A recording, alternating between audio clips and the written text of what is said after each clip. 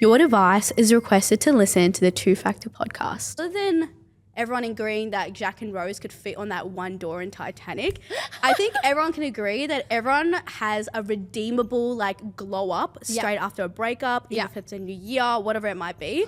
And I reckon, you know how people say Kris Jenner works harder than the devil? Oh my God, yes. Yeah, I actually reckon it's those 16-year-olds that are going, I can glow you up, or those looks maxing accounts. Have you seen that on TikTok? Oh yeah, and it'll be like, how to like get the boy at school to like you. Yes, and it's like, or what's like, my blindness? Yes. Yes. Yes. They have a word for everything. No, I know. And kind of like this is why I thought that you would be the most perfect person to talk about this, because I want our audience to dissect this. Yeah. Okay, is it toxic? Is it not toxic? Yeah. How can we actually glow up? What is keeping, what are the things that are also keeping us low-key, like just ugly in general? Like, is it our thoughts? Is it things that we do? And I thought that you can help us help them together today. So officially today's episode, I have the incredible model Paris. Yay. Now I want to ask you a question. How do you pronounce your last name? Is it Caesar? Because genuinely this whole time I'm like, it's Paris Caesar, it's Paris Caesar. And everyone's like, that sounds like a made up name. No, not that. That is so funny. No, it's Paris Cassar. Caesar? Cassar. Cassar. Yeah, with the I can't believe I confidently was like, you're like, no, it's Caesar salad. Caesar okay. salad. It's like Paris and Caesar, like these two like mythical, like historical figures. Well, like Caesar would be like, you know, it's all like Greek mythology. Like Well, same I'm with saying. Paris, like like with Troy. that and sort of thing, everything. yeah. So, and obviously you look so like, I don't know, like ethereal right now. So, but anyway, no, we love. I just want to make sure before we like Paris got into Cassar. Cassar. I mean, like Cassar if you're feeling nasty. No, Cassar. No, we got it. We're ethnic here. We got Exactly, to the we gotta pronounce it pronunciation's right. important. Yes. Now, I would love for you to give us a little insight as to what you do for work as well. Like, obviously, we all know you're a model. You're stunning. We see it on your social media. But I would love to know, like, how do you identify yourself with your work? Yeah, so I do modeling full time. Very lucky. Very lucky, girl. Very lucky. In this industry, it's hard. Yeah, okay. But yeah, do that full time. But I am breaking into the film industry. Like I want to. Oh my God, this is the first I've heard. Yeah. So this year I got big plans, girl. I mean, like I love writing screenplays. Wow. As like a secret hobby of mine. I love it. And so I want to like create a short film. Yes. And I just want to like direct, and I want to act, and I want to sing, I want to dance. I mean, like it's so like, oh, she wants to do like everything like performing. No, I love that. It's literally how like Greta Gerwig, correct me if I'm wrong, it was also like she played in her own stuff, wrote in her own did? stuff. I had no idea. Like She was just directing. Frances Ha, I'm pretty sure that's what it's called. I'll have like an image pop up somewhere. yeah. Watch that because it's Okay, very Greta, much yeah. exactly what you would love to do. Oh And my she's God, I in would love it that. as well. Amazing. Yeah. Yeah, because I'm always like, oh, it's probably like just so self-absorbed to like No. write and direct something that I'm going to star in, but No, I feel like Gonna have to be that, No, you know? multi-talented and multifaceted people Squat. deserve to be multi-expressive, if that is a word. Do you know girl. what? Oh, not You the aim rule with of that. three. You not aim the with rule that. of three. Not the rule of three. But in regards to kind of the topic of glowing up, kind of entering that new version of yourself, and I kind of want us to look at glow up as in physically, but then also glow up as in fully from mentally, yeah, spiritually. I want you to know your sort of like hot take on glow ups in general. So we kind of like broke up the episode into 3 segments. Once the hot take, we go into the scams of the whole entire topic, and we kind of got like the secrets, the advice, the firewalls. So Nice. what is your hot take? And what I'll do is have that as like the umbrella term. Yeah. I'm gonna follow it with a question. However you want to answer. Okay, the world's your oyster. Perfect, yeah. Okay. So what does staying ugly or glowing up mean to you? Is it a rejection for societal beauty standards, or actually an alignment? Or is it something else entirely? For me, I think like staying ugly would be like just to kind of like always be looking at other people for like kind of like a validation type thing. I think that can be very counterproductive. I've met, in my job, you meet a lot of gorgeous That's people. what I'm saying, yeah. A lot of gorgeous people. And there's just nothing really there. Like there's just no spark You know what I mean? And I love charisma. I love charming people, like people that really like just like bring you in. Kind of bring you into your like, you want to make you feel special. So it's like the people that are on the set are usually more attractive to me than the people I'm shooting with because they're so just enchanting and they're so passionate and they're so excited and like they've really figured out like what works for them and they're comfortable in their own skin. It's just that is the real glow up to me.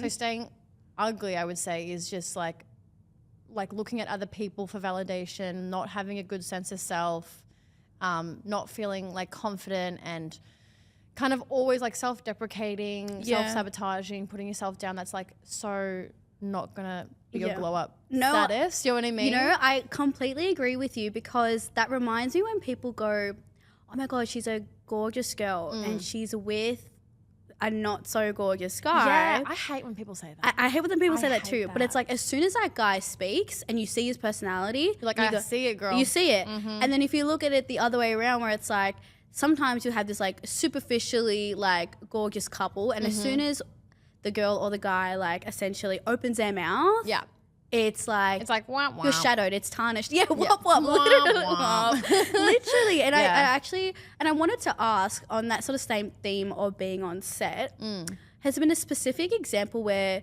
you've been validated more for your personality, right, rather than also just your portfolio and your look? So I know in this industry it is a lot also to do with the actual like the image and you know essentially like the end like sort of product and that being obviously like a photograph or a modeling shoot, whatever it might be. So it can be sometimes hard for that to shine through in the end product. But where do you think that you've been almost like celebrated for that part of yourself on set, even more say by...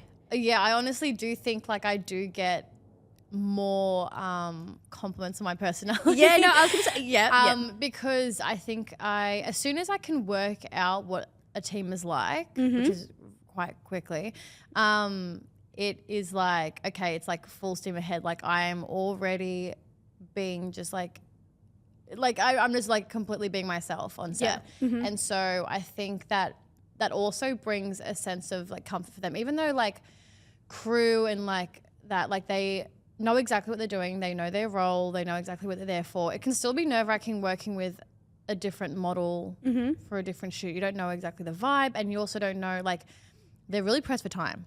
You know what I mean? No, very They've got true. to get like, and there's always a higher up that's like, we have to get this and done. Like this has to be done today. So it can be stressful, and you want the model to be professional, but still not a total nightmare to work with. So I think it's always like I would like to think that if you ask the people I've worked with, they think it's a relief when I'm there. Because I love that. I'm very personable. I love, you know, having a laugh. I mean, sometimes it can take me until like lunchtime because like I'll be hungry. Like, you know, you have like dips and energy and stuff. But yeah, I think I'm also like very unhinged in like what I say. But can I say, this is one thing that I've been on set with you only one time, right? And I was obviously behind the scenes for that. And even as someone who was behind the scenes, not necessarily supposed to be as intimate as obviously you and then the musician that you were working with, I felt like you brought me in almost on set. You made me feel super celebrated. And like that was also one of the reasons where you also didn't look at that particular event as like a one-time thing. Like the fact that you're here today goes to show that it was like a one-time thing. It was so memorable, and the fact that I've been able to reach out so like almost like casually, and you were so on board, I feel like that speaks thousands as to essentially how personality is also, I would say, not like 10 times more important. Now I'm gonna low-key change gears for a little bit. It's gonna sound a little bit negative, but I think this is important because I feel like a lot of people who listen, especially people listening to those episodes of podcasts in general, are already sort of like at this sort of iffy low sort of like kind of like gray area in terms of how they're looking at how to glow up.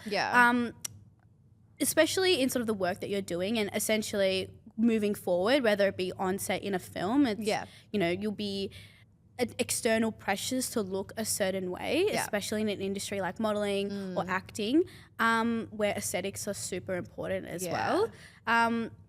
What do you think it would take for society to reframe beauty? Now, I think when I think about this question, and let me know if you agree or what your take is as well.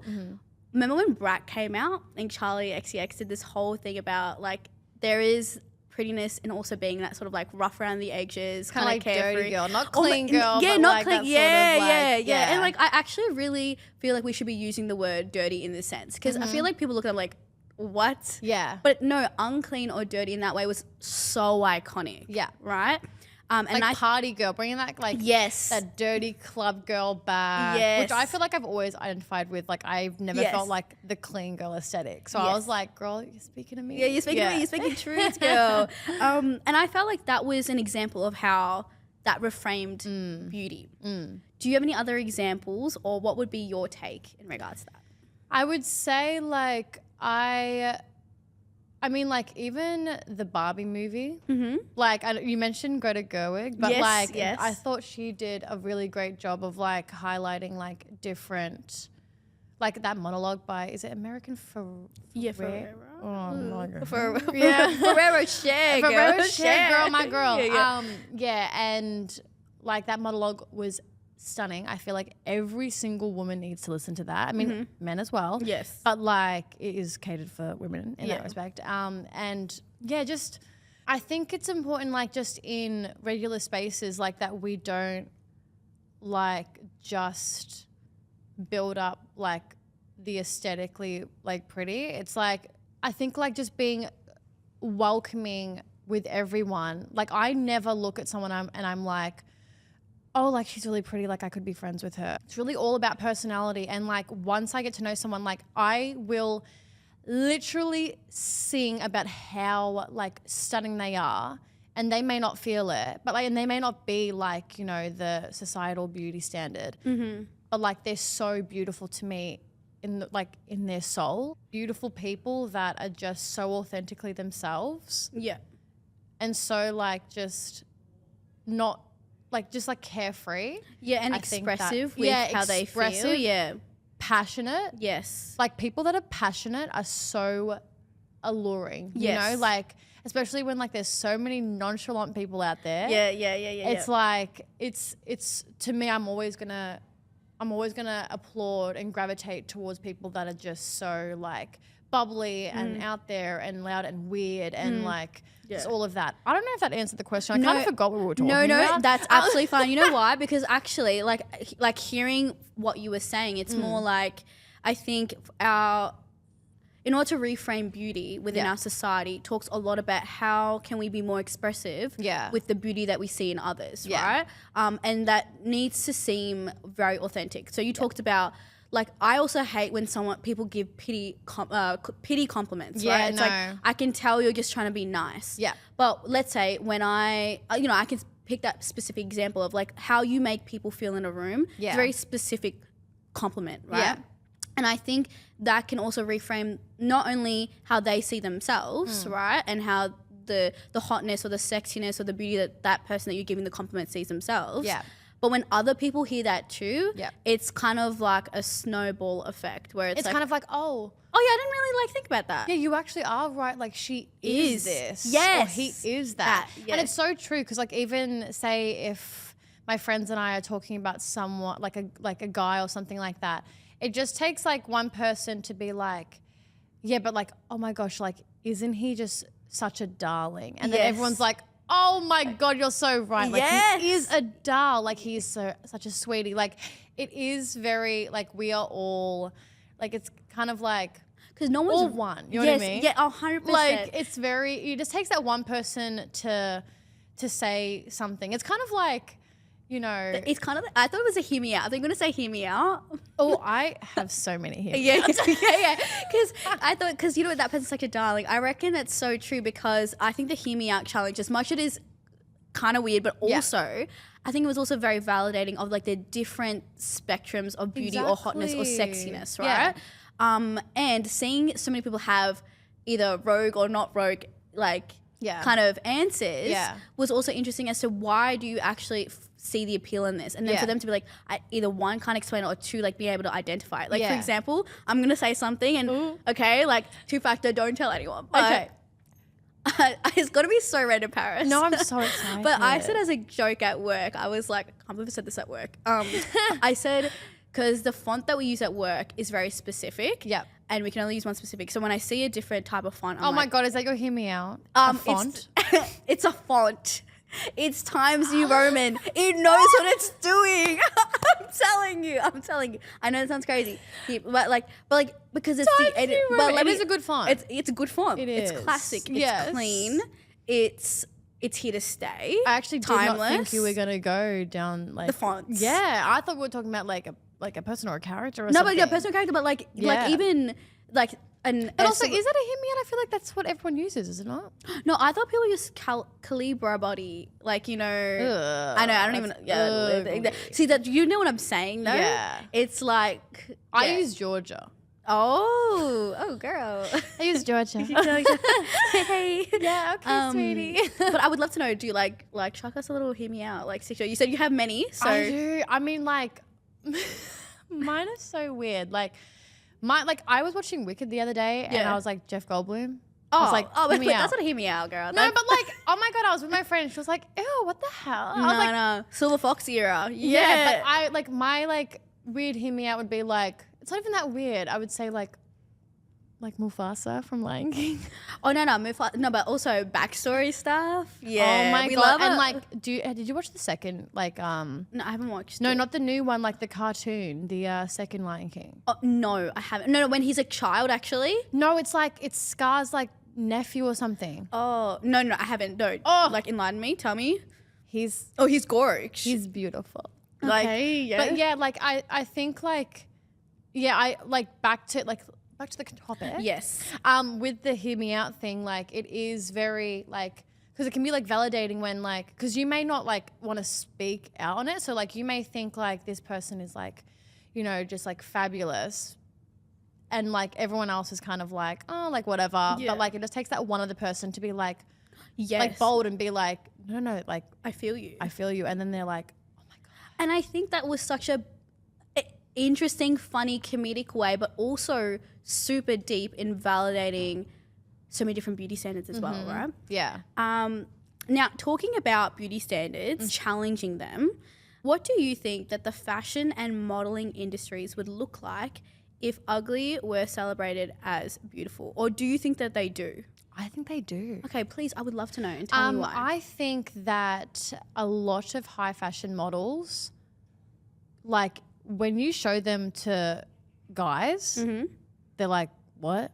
Like they will use the word ugly. They're like, oh no. Like because they're not, high fashion models are usually not like Victoria's Secret, like, you know, bombshells. They're very like quirky. They'll have like a big nose, or they'll have like a large forehead. Yeah. Their eyes will be further apart. There'll be something that is not like almost characteristic, like, but it's so beautiful and ethereal. Yes. That like those are always like the most beautiful people to me. Those ones where it's just like you can't even explain their, like they look otherworldly. Yes. You know what I mean? So I honestly do think that ugly is celebrated massively.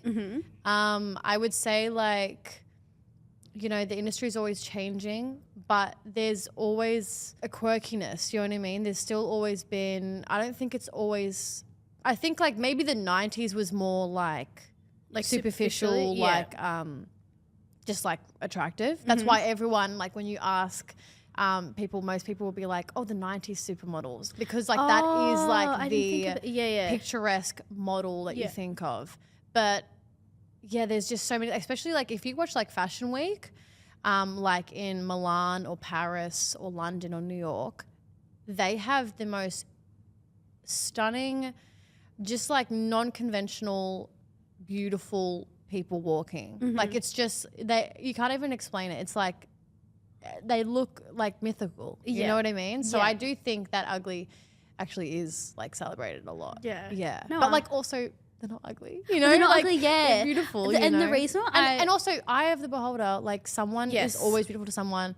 Like ugly. Like people find some people find Angelina Jolie ugly. Like you could never please every single person, you know? Yeah.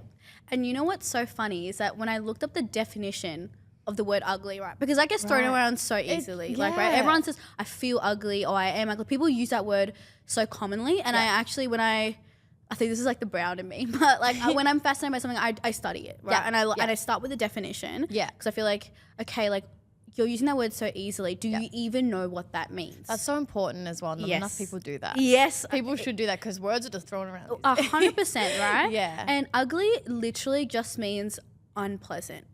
Now, when you look at the word pleasant, that doesn't really, it's kind of like a, doesn't evoke much it's not beauty really, it's not a very strong, volatile word. It's just, like for me, it's just like a throwaway word, pleasant. So the opposite of pleasant, it doesn't mean it should hold so much meaning. So and also pleasant, like if someone was like, oh, like that was pleasant, like that sounds like. It kind of sounds like mediocre. I know, and it sounds like negative. I'm like, pleasant? Yeah, like, so, exactly. That's interesting. Like if someone's like, oh my God, like that's average, like average. Yeah. Hello? And so if that's what that means, I feel like people put so much weight on the word ugly. And if unpleasant could just be another word for unconventional or different. Yeah. Well, why is something that's different or unconventional negative? Yeah. Like what you said. Like everyone is different to someone. Like every single person is different. You know, I know like the whole Botox and like face filler stuff like makes a lot of those people look similar. It takes away their like unique like looks, you know what I mean? Yeah. But like I would say like most people look different and like out of place to someone. You're always going to look out of place to someone. Yeah. You know and I feel mean? Like that's very powerful. Yeah. Yeah. Well, like it's just like take comfort in knowing that like no one is going to be accepted by everyone. Like there's always going to be one person that doesn't see what everyone else sees. And that can either be like a really great thing or that can be like a sad thing. But it's just, you can never, like that's why it's heartbreaking when people want to change so much of themselves for others or for what they think that, you know, they will make them more well received. Yes. But you will still, like Kylie Jenner still has haters. Yeah. You know what I mean? Yeah, so it's like you're never going to win. So it's like you may as well just take a breath, you know, take sit on it and just like realize that you're never going to be everything for every single person. Oh, 100%. You know what I mean? Like, and there's like comfort in knowing that because then if you were like everyone's like perfect person, there's no excitement, there's no like specialness. Like when like that one person like thinks that you're beautiful, when you get a compliment, like there'll no longer be that feeling of like, oh wow, exclusivity almost. Of and the like compliment. wow, you notice that about me, that is so like nice, or you like me for this, like that is so sweet. If everyone like loves everything about you, every single person, it's just kind of like it'd be the same as everyone hating you. It's just like, because it's all the same, that it would just blur and you would feel, you wouldn't even feel like a person, you feel like a thing. Like it's just I actually really like, you would not feel like a person. You would wouldn't. feel like a thing. It would completely take it like it would take. It was like a manufacturing the soul defect. and the life and like the humanity of you. If like every single person liked you. So you can take comfort in like knowing that like it's okay that not everyone is thinking that you're stunning or everyone thinks that you're funny, or you know what I mean? Yeah. Can I ask you a question? Have you ever been complimented on, because everyone has insecurities, right? Yeah. We can, you know, and people be like, no, you need to be almost like positive about your insecurities or find a neutrality. But like at the end of the day, it's something that also makes us human, right? Yeah. That we see those insecurities and we're aware of them. Have you ever been complimented on an insecurity that you kind of have? Yeah. And that kind of made you look at that in a different light? Yeah, I mean, like I've been complimented on like really odd things. I mean, I've been complimented on my scars a lot. Okay. Which is interesting. This is really interesting, yes. But they think they're so cool. Like the scar that I have here and here, I've like covered it. But because it kind of, like to me, I've always I'll either forget about the scar or like when like people compliment it, I'm like, girl, it looks like I've like slept funny. Like it doesn't look like an actual cool gnarly scar. Yeah. But people love it. They'll be like, oh, I love your scar, like blah, blah, blah. And like, how'd you get it?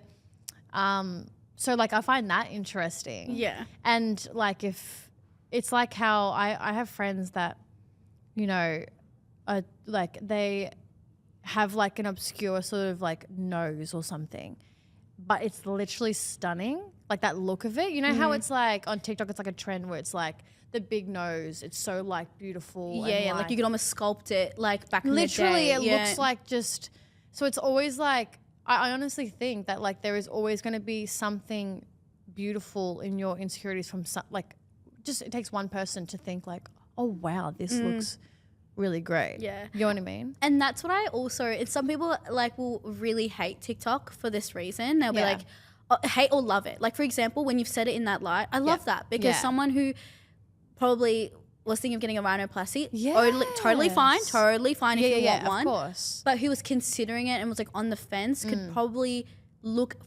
at maybe not getting it for the first time based on a trend like that. Yeah. When you see so many comments being so, I think, validating. Well, especially when people like, I love when, you know, a beautiful woman with a big nose gets on TikTok and she's like, this represents like my heritage. I love that. Like there's a reason I have this big nose. It doesn't just come out of nowhere. It's almost like out of spite. And the rebellion in itself is also really beautiful too. And like just, it's like kind of like a fuck it type thing. Yeah. You know what I mean? I don't know if we're allowed to swear on this. Yeah, no, you can swear. You're like, rock PG. Yeah. No. Because I just realized, you know what? No, you're so well behaved. No, you know what? It's again, like if I ever swore in my house, like oh, it's the ethnic household. It's the ethnic household. You need to tell me twice, girl. Okay. Now I would love to, for the listeners, right? And I feel like when I look at you and I talk to you, like I feel that you almost practice what you preach, right? All these things you said, the vision board. So. No, you do. And I feel like you're not telling me the attitude that you have, or like you're not just saying how you feel about others and their unconventional looks, or you know, and you're not saying anything to me just to be like correct in a way. Yeah. I genuinely believe everything that you're saying. Oh, thank you. And because of that, I would love to know sort of like, how did you almost like get to that state? And I'm gonna kind of extend that with a question. Yeah. So this kind of like essentially we kind of like, and this will make sense when in post, but you know, we'll segment it as 3 things, right? But so these are more of like the firewalls, the steps of action, things that people can really kind of do tomorrow or today, or even whilst they're listening to the podcast episode. What is an example, a story, an event, anything that kind of you remind yourself when you feel in and I'm going to say stereotypically ugly or kind of down mindset or attitude, particularly because you never know, you could feel that you have to go on set and that's going to radiate out, right? Yeah. So how do you kind of like switch back, or do you kind of essentially use that to your advantage almost and kind of go, you know how when like athletes, when they're angry, they kind of use it to their advantage? Yeah. So is there an example or story or anything like that that you can share with us? And if not, what would be your take on that? I would say like for me, I don't think I have like a particular event that has like altered like, you know, the way I think. I think it's just I've grown up in a very loving family. I'm very fortunate. A lot of people don't get that. And so I was always, I've always had good self-esteem because of my parents. Did your mom go, they're just jealous of you? Was she like that sort of mom? No, is that, you know when like a mom's like, they're just jealous of you? Like, yes, she was she like that sort of mom. Absolutely. Like basically I was a very, very skinny kid. And I would eat like crazy. Like I was never like, it was never an intentional thing. I was just very skinny, and it was pointed out to me like my whole life by people, by adults, by like peers, everything, like how skinny I was and that I needed to eat more. But there was also like, looking back at it now, I know that it was from a lot of like jealousy as well. Like maybe like girls my age were developing a lot quicker than I was, or mothers were reminiscent of how they used to be. but I was very skinny for a long time that I grew to hate it. So I would be incredibly insecure of like my body. I would like look in the mirror and I would see like my ribs sticking out and I would hate it. I would hate that everyone else in school was getting boobs and was, you know, filling out more, but I was just like an iron board. You know, people were like, she's like a boy, like she looks like a boy. God, like everyone is children are mean. I got cornered and was God. like, they didn't believe I was a girl, so they would be like, prove it. Like really like, oh my gosh, you know what I mean? So that was always like, but then when I would go to ballet, because I was a ballerina, it was like, I was like kind of praised for that. Yeah. Because I was skinny and that is like the physique that That every they kind of, like, ballerina train wants. for. You know what I Yeah, mean? yeah. And so I felt worth there. And then so when I went to high school and then I went through puberty, it was like overnight I had put on weight and I had, you know, filled out everywhere. And it was a shock to not just me, but like everyone around me. Like it was brought up then that like, oh wow, like you've put on weight. Yeah. And so all of a sudden that like that worth that I had, where people were like, oh, but you're so skinny, you can do this. You're so skinny, you can do that. Like, oh, like you can fit into this and look at your waist and all that sort of stuff. All of a sudden that was all gone. And I was no longer revered for being like this skinny girl that could eat whatever she wanted. Mm-hmm. Now I was like, you know, like I had a bit of fat on me. Mm-hmm. And so that was like a complete like stunting thing. And that's when I went like from like being insecure about my body to like full-blown hating myself and my body. And like, so I went through like a lot of, I wasted a lot of years hating myself.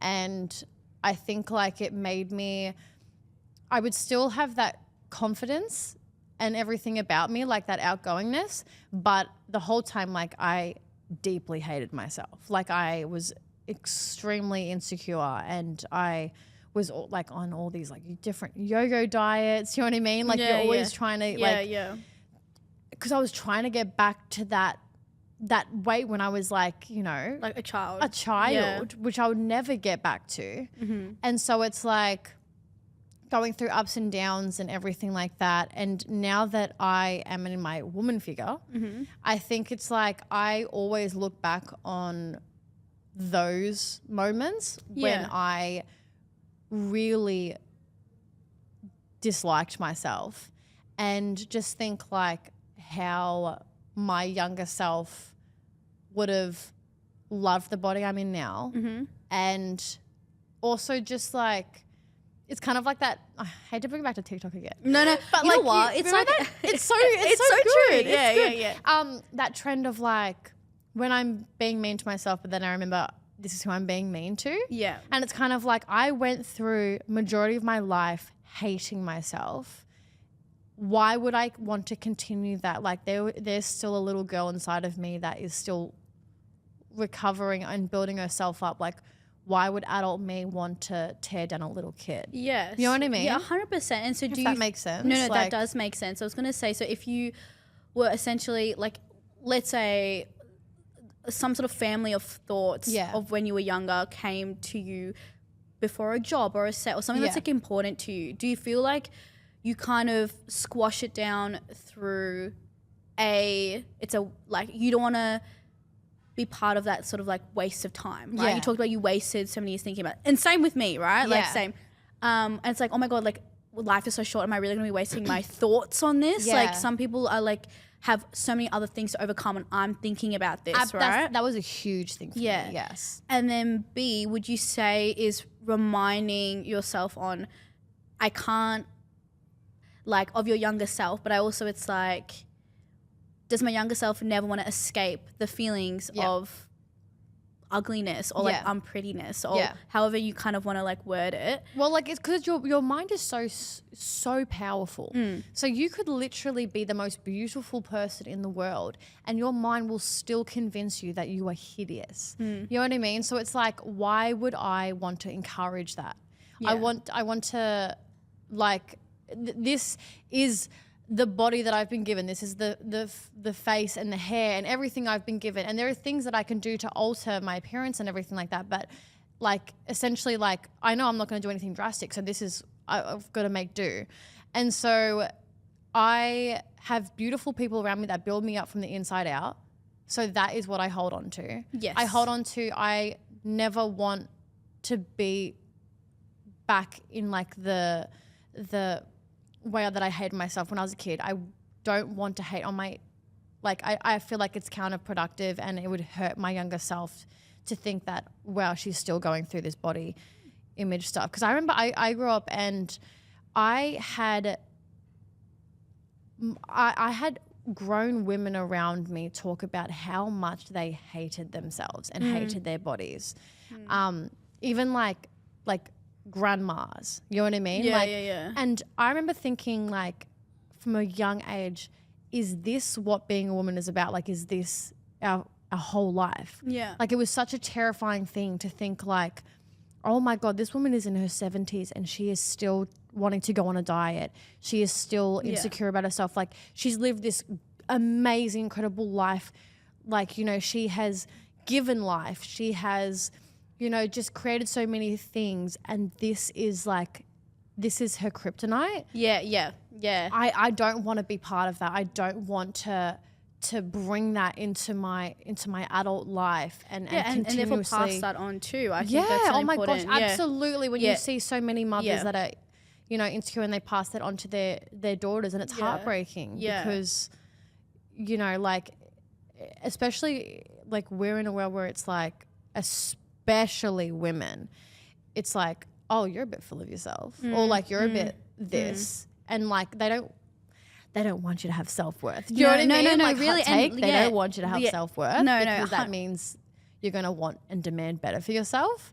And so, yeah, it's just, you have to, honestly, like even if you have to fake it till you make it, think of your younger self, think of how you're talking to yourself. Would you say that to a little kid? Like just do what you have to do to snap yourself out of it. Yeah. You know what I mean? Like I wish I could shake every girl. I wish I could shake younger me. Yeah. And just think like this is such a waste of time. Yeah. And like why would you want to hate yourself like this? Like your body is doing everything it can for you. Yeah. Like it is keeping you alive and you want to hate on the thing that is, you know what I mean? Like it's heartbreaking. Think of it as a separate entity to yourself. Think of it as like a little bunny. Yes. You know what I mean? Think of it of what you have to, like do what you have to do to humanize yourself. Yes. You know what I mean? Yes. And you know, it's funny that you talk about it as a different entity. Like if you look at like, you have the entity of like protecting almost the innocence of like feeling beautiful. And then you have the entity of like almost like that, like a grog ugly state, for example. And this is funny because we've talked about ugly as being unconventional, but then let's say we're talking about like the negative feeling, right? Yeah. Like I've always think of, and you know, again, like I need to probably practice this more. Yeah. But the seeing it as a different entity, I think about, okay, and then who does that entity serve? That serves someone that's probably profiting of the fact that I'm feeling this way, 100%. Right? The second thing is my time. You can do things, people say this will bring out your features. You can do whatever you like. You can snap out of it. You can like kind of go into like a can-do attitude. Yeah. But if you can't like separate the feeling and like humanize who you are, there'll be times where like faking it till you make it will still feel fake. Yeah. In a way. Like, do you know what I mean? That's so true actually. Yeah. And like especially if you're someone that really analyzes things. So like it can be hard to fake it till you make it if you're like, no, but I'm so in my head about this. Yes. Do you know what I mean? Sometimes I just like to like turn it off. Yes. You know what I mean? And that's easier said than done for people. For me, I've always been good at like turning that off, turning my emotions off and really just separating myself and just completely just like not caring. So that works for me. And so the faking it to make it thing actually does work for me. So I wish I could do that. But no, we're not all the one person. That's you know exactly, what I mean? Yeah. No, I really wish I could do that because I almost feel like, because I'm also unhinged like yourself. Yeah. I feel like when I'm faking it, it's like I'm not even being myself. Yeah. And I think like maybe that's just and that's what makes us all different and that's what makes us all special. But for some reason I always envy that. I'm like, I wish I could just feel like it takes time. It takes time. You know what I mean? Right? And you're gonna do it in a way that is right for you. Yeah. Because like faking it till you make it, like you may think then like, oh, I've got to be someone entirely different to be accepted. Yes. But no, you just like, you fake that you have this confidence and that, you know what I mean? Like it's just like playing a role, but you're playing a higher version of yourself, kind of like you're playing the role of like, this is who I want to be. Yeah. Yeah, it's still me. Yes. It's kind of like when people are like, oh yeah, like I wish I could be more confident and say like the sort of things that you say. I just haven't got like the balls to say it. And it's just kind of like, you just got to say it. You just got to fake it to make it like maybe one person will disagree with you. Like who cares? Like I also like have that attitude of like, I really don't like care that much at the end of the day. Like if people like me or not, or like what I'm saying or not, because no one actually cares that much about like any of that. No, you know what I mean? So it's like you could be like, you may go home and you may think like, okay, I faked it today. Like I faked the confidence and the bravado. Like no one's going home and thinking like, oh, like she was a bit much, or oh, I could tell she was faking it. Or like no one's thinking that. You know what I mean? They're very much probably thinking like, oh my God, I said this thing. Like they're thinking of themselves. Like, they're like, oh my I God. can't believe I said that. Or if you're like someone like me who doesn't overly analyze like situations, I will be like, oh, what am I having for dinner? Like what? Or like what? It's something completely different. Yeah, it's something completely different. Yeah. Like not everyone is going to be over analytical, because I've got a lot of friends that are over analytical, and they may be like, oh, like, what did you mean by this? And it's like, God, I didn't mean anything. Like, I'm just talking. Like, I'm especially like, I never think before I speak. It's terrible. No. You know what I mean? So it's like, it's just, no one is, it's just not that deep. You just got to like think of it that way. Just tell yourself what you need to hear. But I like it. Like, you know, like, no, I do really like the fact that it's okay. Instead of like thinking, fake it till you make it, you're playing a different person that kind of fits in. It's just think that you're playing yourself. Yeah. But, like, and you will eventually become that person. You know what I mean? And it's all right to have like off days and everything like that. Everyone is just figuring it out. Yeah. This is all our first time. Yeah. True. I didn't even think of that. You know what I mean? Yeah. Like this is our first time in this body, in this like, you know, like everyone is just doing what they can, and nothing's like perfect or concrete, you know? Yeah. 100%. Paris, thank you so much. Thank you so much for joining me today. And I feel like in some ways we talked about a lot, right? We talked about the state of being ugly. We thought the state about feeling beautiful. Yep. What that looks like. Looking at some of those definitions. Yes. But then I think it's nice to hear that things that should be praised, let's say superficially, not just like about beauty, but beauty is so much more than just what you look like. And I feel like everyone knows that, but that we talked about in such almost like detail and experience allows you to see that it's true. Like it's not just a superficial statement. Yes. And it's not a throwaway statement. So I really appreciate you joining me today. Thank you so much for having me. Yeah. No, I'm so glad that we hashed it out and we humanized ourselves a little bit. Yes. You know, like.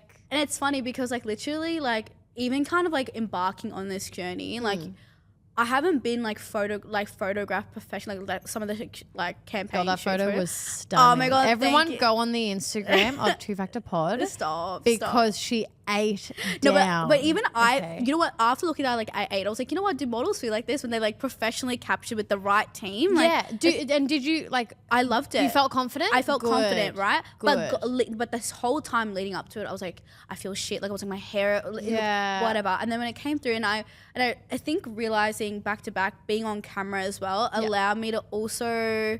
Some people are like, oh no, I feel with the pressure being on camera, I have to look good. But being on camera and then like looking at yourself in that sort of way also gave me a little bit of confidence as well. And the team never want you to look ugly. Yeah, exactly. You know what I mean? So they're going to do everything they can to make you feel beautiful, make you look beautiful. Yes. Are you feeling comfortable in this? You know what I mean? Yes. And like there's always going to be shots of you that you're like, oh God, you know what I mean? Like there's definitely been heaps of shoots where I'm like, ooh, how did they see something different to me? Like they chose that photo, I would have chosen this one. It's never going to be like all of it perfect, but you know what I mean? It's just like you just deal with it. You and just deal with move it, on. girl. That's what you You just gotta post do. the good ones of You yourself. post the good ones. Yeah. You know what I mean? Yeah, Like, and, no, but literally. and then like other people are going to be like, no, I did like that really. Like, Yes. it's always going to be different. It's always, yeah. But we can all agree that she looked amazing in that No, one stop, photo, you so, guys. yeah. Stop it, Paris. No, Stop it. Everyone at home is cheering. No, Exactly. I really appreciate it. I would hate to be this sort of person, but as Paris said, if you do want to support us and you want to see little snippets of Paris and I and follow us along, you can see that photo as long as us on twofactor.pod on Instagram and any other socials that you may have. Thank you so much again, Paris. I really appreciate it. Thank you so much for us having sending off. me, my